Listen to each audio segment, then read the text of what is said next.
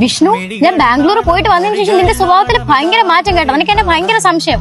ആ സ്വഭാവം അങ്ങ് മാറ്റണം കേട്ടോ, ഇല്ലെങ്കിൽ നമ്മളെ റിലേഷൻഷിപ്പിനെ ഭയങ്കരമായിട്ട് അത് ബാധിക്കും. ഞാൻ ഇവിടെ നാട്ടിലിരുന്ന സമയത്ത് എന്റെ കൂടെ പറയാതെ അവിടെ രണ്ട് പയ്യമ്മയുടെ കറങ്ങാൻ പോയ കേസ് ഞാൻ ഫോട്ടോസ് ഒക്കെ തൂക്കി. അപ്പൊ എനിക്ക് സംശയം തോന്നാ. ഇപ്പം നീ ഒരു പൊട്ടൻ തന്നെ. നീ അല്ലാണ്ട് ആ ഫോട്ടോ കണ്ട് വേറെ ആരെങ്കിലും വിശ്വസിക്കോടാ? നീ ഇല്ലാത്തപ്പോഴത്തേന് എനിക്ക് അവിടെ കയറി തരാൻ വേണ്ടി ഞാൻ രണ്ടുപേരെ സിറ്റുവേഷൻഷിപ്പിൽ നോക്കി. ഇത് എന്തോന്നാണ് തെറ്റ്? എനിക്കൊരു തെറ്റായിട്ടും തോന്നിയില്ല. നമ്മുടെ റിലേഷനെ ബാധിക്കുമെന്നുള്ളതുകൊണ്ടാണ് ഞാൻ ഇത്രയും നാളും ഇതൊന്നും ചോദിക്കാത്തത്. പക്ഷെ നീ പറഞ്ഞതിൽ ഒരു കാര്യം ഉണ്ട് കേട്ടാ. എടാ പൊട്ട, നിന്റെ ഫ്രണ്ട്സ് നമ്മളെ തമ്മിലുള്ള റിലേഷൻഷിപ്പ് പൊട്ടിക്കാൻ നോക്കണതാണ്. നമ്മളെ തമ്മിലുള്ള റിലേഷൻഷിപ്പ് അത്രയ്ക്ക് സ്ട്രോങ് അല്ലേ?